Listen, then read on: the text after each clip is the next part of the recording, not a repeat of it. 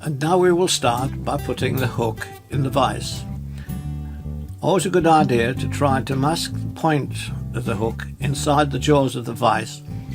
This stops the thread being damaged as you make your turns. Always another good idea is to give your fly a little ping like that, just to test that the hook is okay. Hold the thread alongside the hook, do half a dozen turns round it.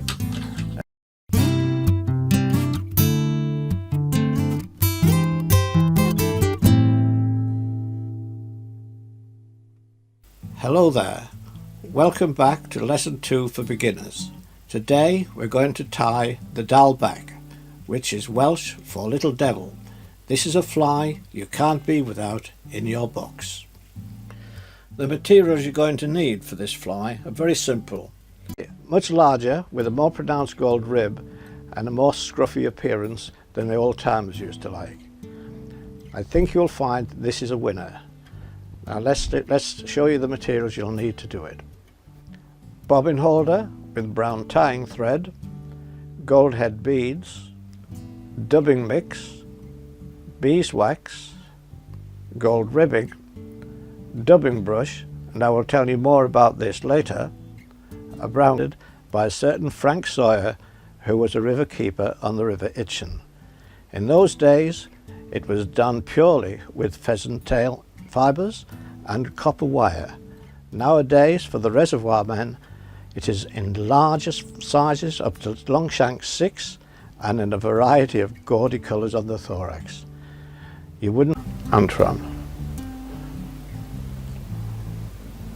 Can we get started with it? There we go. Now we've got a fairly pronounced thorax.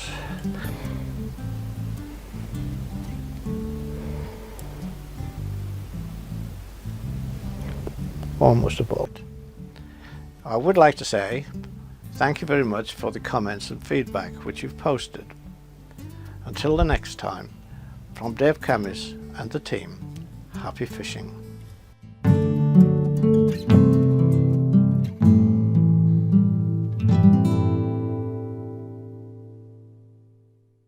Need Longshank size 8 hook, black chenille, fluorescent green chenille, cock hackle fibres for the tail, small hackle for the thorax, medium or fine lead wire about 2.5 to 3 inches long, bobbin holder and black thread, scissors, hackle pliers, and finally the head varnish and granny's hat pin.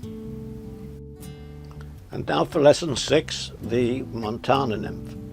Now the original pattern, the American style, you'd leave that on and tie it over as the wing case. I don't like that idea. I use Steve Parton's American check nymph. It's less bulky, adds a little bit of sparkle, and it's a lot more durable than chenille. Tie it in without taking up a lot of room. Now we're tying the small hackle, which you're going to wind through your thorax. Whoops. Show you how to do it again. One little dab. There we are. Fly done. And now let's get started with the Greenwell's Glory. We're going to use olive tying silk this time.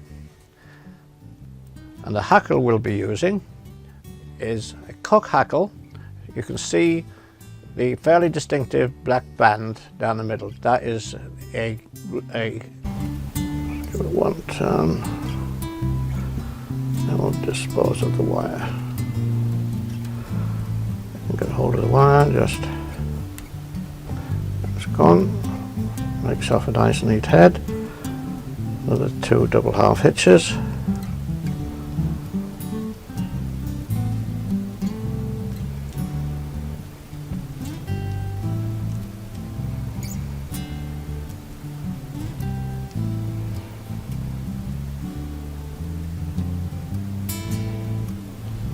There we are.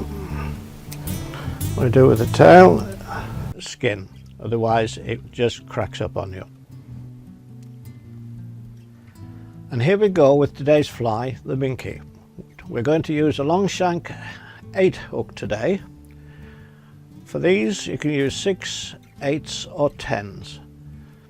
On a lot of the smaller trout waters, 10 is probably a favourite. On the bigger waters, particularly when they're hitting the fry, the size 6 is favourite. And then when it does dry,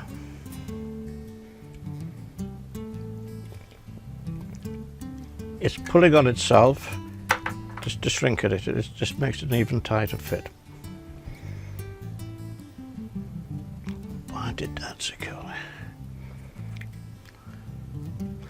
Sometimes a good idea might just be one in front of it again, and 2 at the back. Snip it off.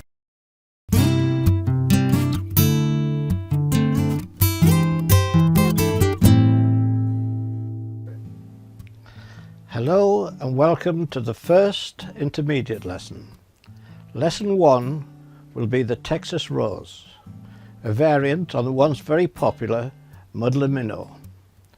And this is a list of materials you will require. The one thing that sets this fly apart from most is the head. And the head is on the chenille, done the same right the way up so you can wind it on nice and firmly. Don't want anything moving. The tighter you tie it on, the stronger it is.